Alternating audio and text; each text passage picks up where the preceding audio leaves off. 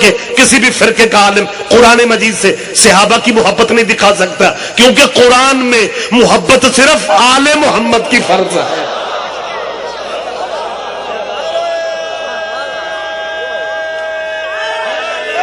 یا علی، لیکن خدا میرا جانتا ہے ان کے پاس ایک ہی جواب ہے، ان کے پاس آخری آدمی تک کا متوجہ ہے، ان کے پاس ایک ہی جواب ہے کہ جی ہم صحابہ سے اس لیے پیار کرتے ہیں کہ صحابہ نبی سے پیار کرتے تھے۔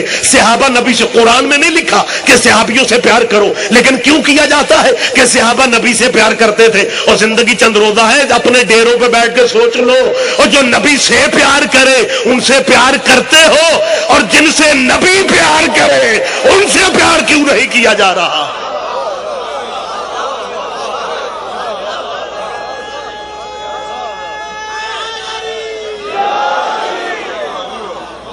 ہم آپ کو انہی کے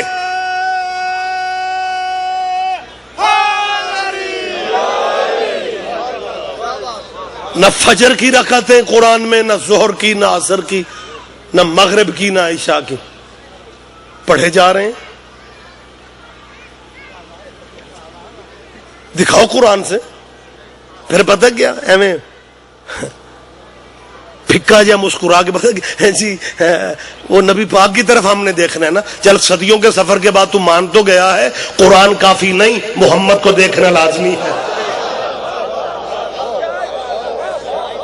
صدیوں کے سفر کے بعد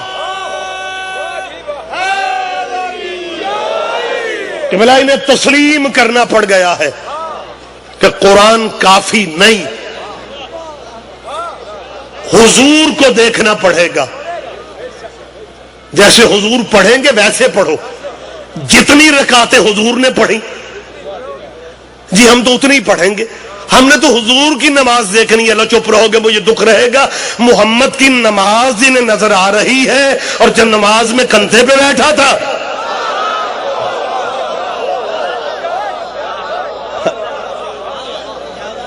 اسی کے ذکر میں ہم آپ کو بلا رہے ہیں کہ انہیں آل محمد کہا جاتا ہے۔ صلی علی محمد وعلی آل محمد، اللہ درود بھیجو پر محمد کے اور محمد کی آل پہ۔ زیادہ چاہتا صرف یہ ہوں کہ جب آل محمد کا نام آئے۔ اچھا، ضیاء الحق سے پہلے حضرت علی مسلمانوں میں کرم اللہ تھے؟ نہیں، باریک لوگ، یہ باتیں آپ نے نہیں سمجھنی تو سوات والوں نے سمجھنی۔ بخدا اسلامی دنیا میں حضرت علی کے نام کے ساتھ پہلے کرم اللہ ہوتا تھا۔ ضیاء الحق نے جہاں اور تحفے دیے وہاں یہ بھی تحفہ دیا کہ یہ رولے ختم کرو، برابر کر دو۔ ضیاء الحق اپنے آپ سے بھی مخلص نہیں تھا، مطلب برابر سب کو۔ ہاں ایک بات ہے ویسے کہ میرا خیال ہے وہ اس کا مزاج تھا کہ وہ سب کو ایک نظر سے دیکھتا تھا۔ کوئی بات نہیں، آپ کے حافظے کمزور تو نہیں ہونے چاہیے، لہذا اس نے اہل بیت اور صحابہ کو بھی ایک نظر سے شاید دیکھنا چاہا کہ جی حضرت علی رضی اللہ۔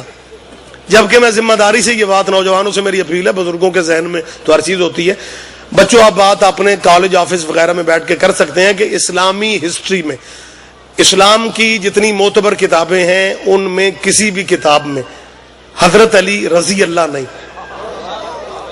میں شیعوں کی بات نہیں کر رہا ہوں، اہل اسلام کے ہاں بھی حضرت علی کے نام کے ساتھ کرم اللہ وجہہ لکھا ملتا ہے۔ کرم اللہ کا ترجمہ پتہ کیا ہے؟ وہ جس کے چہرے کو اللہ نے معزز رکھا ہو، یہ ہے ترجمہ، لفظی قبلہ ترجمہ۔ اور اگر کہو کہ کرم اللہ کی اسلام میں تعریف کیا ہے تو یہ تعریف میں اپنے آپ سے نہیں سنا رہا ہوں۔ مولانا کوثر نیازی بھٹو دور میں منسٹر تھے، ہندوستان میں اسلامی مذہبی مملکت کی طرف سے مذہبی امور کے منسٹر بن کے گئے، ہندوستان میں تقریر مذہبی مجمع میں کر رہے تھے، انہوں نے صحابہ کرام کا نام لیا تو رضی اللہ کہا، رضی اللہ کہا، رضی اللہ کہا، اور جب علی بادشاہ کا نام آیا تو کوثر نیازی شیعہ تو نہیں تھے لیکن علی مولا کے نام کے ساتھ انہوں نے کرم اللہ وجہہ کہا، جب صحابہ کو رضی اللہ کہا، علی کو کرم اللہ کہا، اسٹیج پہ چٹ آ گئی، کوثر نادی صاحب آپ یہ کیا کر رہے ہیں؟ یا سب کو کرم اللہ کہو یا علی کو بھی رضی اللہ کہو، شاید بات میں سمجھا نہیں سکا، یا سب کو کرم اللہ کہو یا علی کو بھی رضی اللہ کہو، یہ ویڈیو ریکارڈ پہ بات موجود ہے۔ کوثر نادی نے کہا میں سب کو کرم اللہ نہیں کہہ سکتا، کیونکہ اسلام میں کرم اللہ اسے کہنے کی اجازت ہے جس کا چہرہ پوری زندگی بتوں کے آگے نہ جھکا ہو۔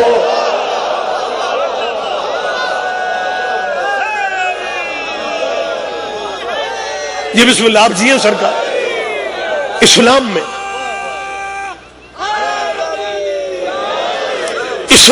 میں کرم اللہ اسے کہا جاتا ہے جس کا چہرہ پوری زندگی بتوں کے آگے۔ اب اس میں پوری زندگی ہے، پوری زندگی میں بچپن بھی۔ مسلمانوں کی سید بات سے سادگی کی سمجھ نہیں آتی۔ کرم اللہ اسے کہتے ہیں جس نے بچپن میں بھی بتوں کے آگے سر نہ جھکایا۔ بندے علی کو کرم اللہ بھی سمجھتے ہیں، پھر پوچھتے ہیں ابو طالب کا مذہب کیا تھا؟ زحمت فرما لے، زحمت فرما لے، وقت تمام ہو گیا، میں یہی پہ بات کلوز کرنا چاہ رہا ہوں۔ حضرت علی کو کرم اللہ بھی لکھتے ہیں، سمجھتے ہیں، مانتے ہیں، لیکن پھر پوچھتے ہیں ابو طالب کا مذہب کیا؟ ایک بات کی آج تک سمجھ نہیں آ سکی، یا یہ بحث کریں گے نبی کے ماں باپ پہ یا بحث کریں گے علی کے بابا پہ۔ حالانکہ والدین تو اسلامی شخصیتوں کے سب کے ماشاءاللہ موجود ہیں، لیکن کسی کی طرف دھیان نہیں دیتے۔ خدا درجات بلند فرمائے، میرے استاد مرحوم کہاں سے ہیرے ایسے آئیں گے۔ ایک مولوی جانتا تھا کہ مولوی اسماعیل کے والد شیعہ نہیں ہوئے، وہ بھی فاضل دیوبند تھے، میاں سلطان۔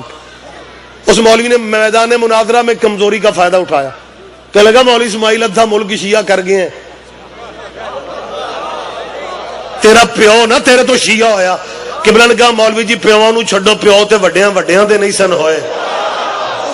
اللہ جی، لیکن مطلب کمال صورتحال ہے یار۔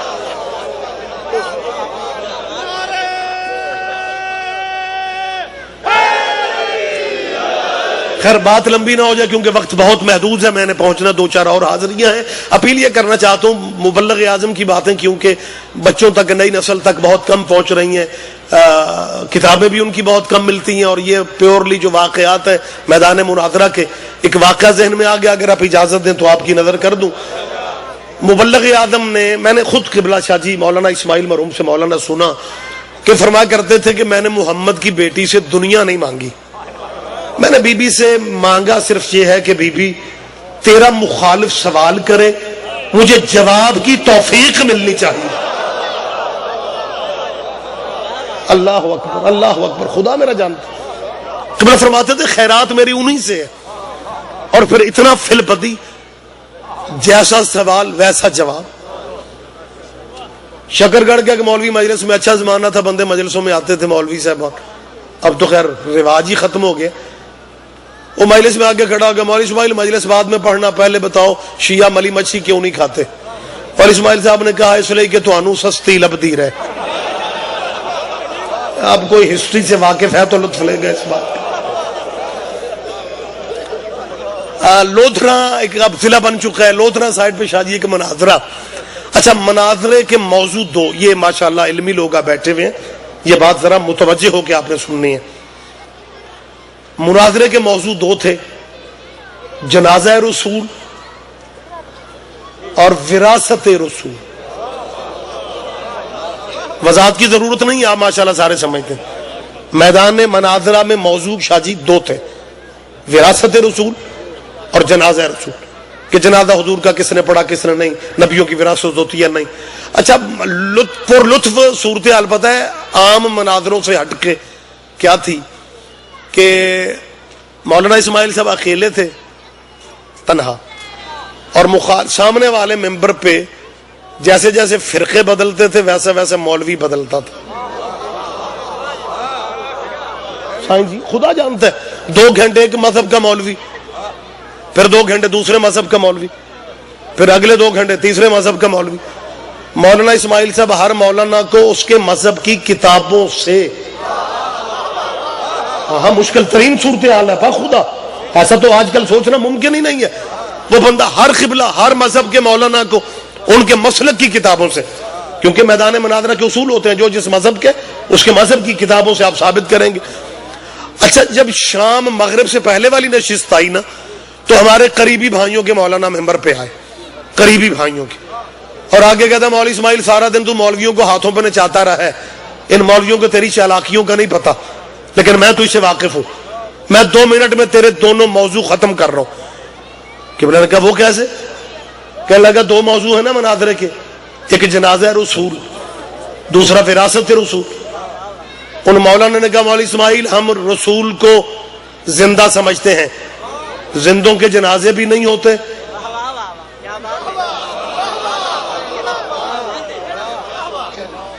اور زندوں کے ورثے بھی تقسیم نہیں ہوتے۔ اب 10 منٹ ٹائم ہوتا تھا، 10 منٹ بحث، اگلے کا جواب، پھر اپنا اعتراض۔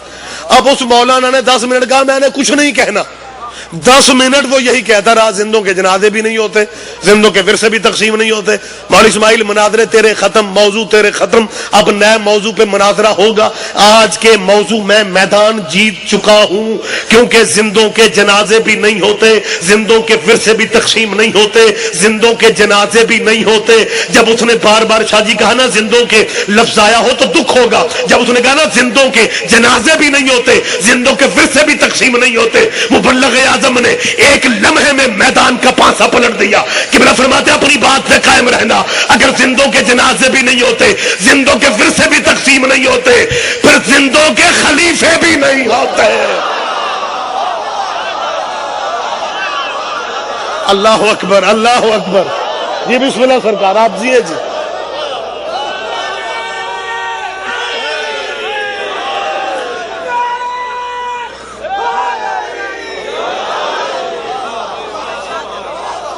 بس صاحبان گرامی قدر گفتگو تمام کر رہا ہوں۔ ہم چاہتے صرف ہمیں فخر ہے، ملت جعفریہ کو یہ فخر ہے کہ ہم صرف نبی کی اولاد کا دفاع نہیں کرتے، ہم نبی کے والدین کا، نبی کے اباء و اجداد کا بھی دفاع کرتے ہیں۔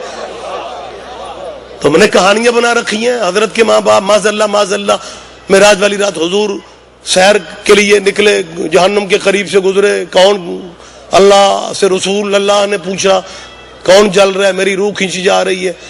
اللہ نے کہا حبیب تو نے پہچانا نہیں؟ معاذ اللہ، جو اسلامی لٹریچر میں لکھا ہوا ہے کہ تیرے ماں باپ ہیں، ساری دنیا جہاں کا جنت جہنم کے فیصلے حشر میں ہونے ہیں،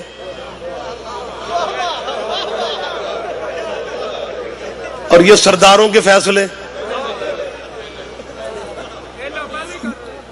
نبی کے والدین دوزخ میں۔ نبی نے کہا اللہ بخش دے، غیب سے آواز آئی یا والدین بخشوا یا امت بخشوا۔ ہمارے بھائی وجد میں آ جاتے ہیں، نبی نے 3 دفعہ کہا والدین رہنے دے، امتی امتی امتی، یہ امتی یہ اضافت ہے، میری امت، میری امت مقصد کیا کہ نبی نے والدین کی قربانی دے دی اور امت بخشوا لی۔ اب بات تھوڑی سی باریک ہے لیکن آپ یقیناً سمجھتے ہیں، نبی نے والدین کی قربانی دے کے امت بخشوا لی۔ میری اس امت سے اپیل ہے کہ جب محمد نے تمہیں پہلے ہی بخشوا لیا ہے تو یہ خود کش دھماکوں میں کون سی جنت مانگتے پھر رہے ہو؟ اللہ اکبر، رحمت فرمائے آپ میرے بھئی، جب بخشوا تو محمد تمہیں پہلے چکے۔